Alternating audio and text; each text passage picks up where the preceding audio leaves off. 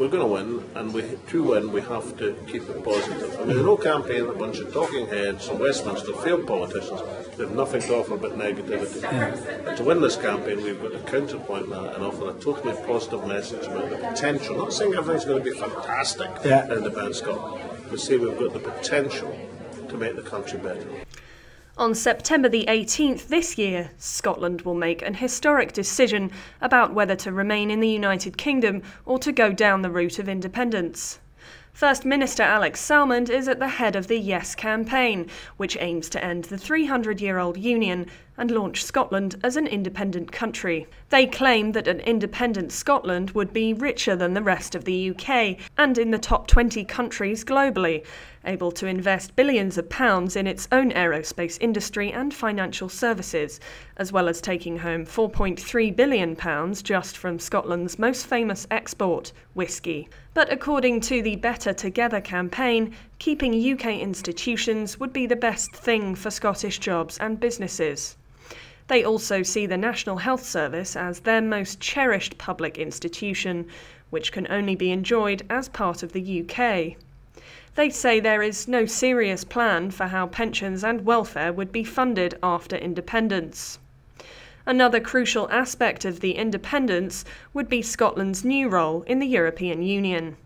The Better Together campaign sees a lone Scotland as a very small player in the EU, whereas with the UK, it's one of the big three that makes decisions that matter in Europe.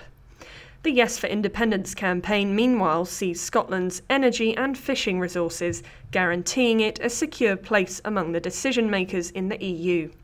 This group also wants nuclear warheads removed from its territory, arguing that they're immoral, expensive and useless in protection terms.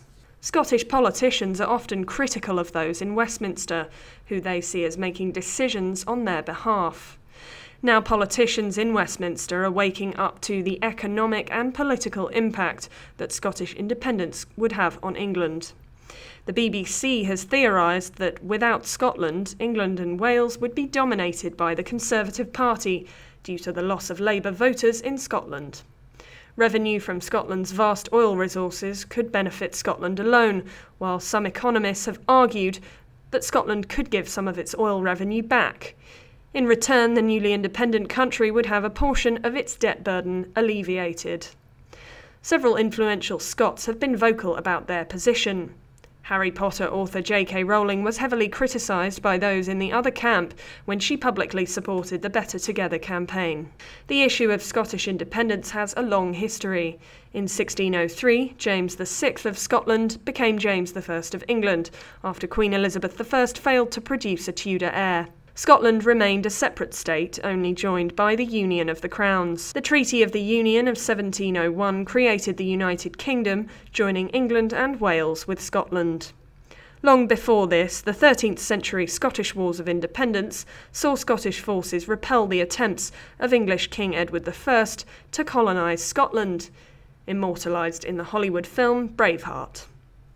Today's discussions about Scottish independence have become more of an economic and political rather than a cultural issue. The original argument for union, that Scotland and England share a common language, Protestant faith and similar culture, still stands. Whichever way the vote goes this September, either party may have to make concessions for either an independent Scotland or a continued United Kingdom to prosper.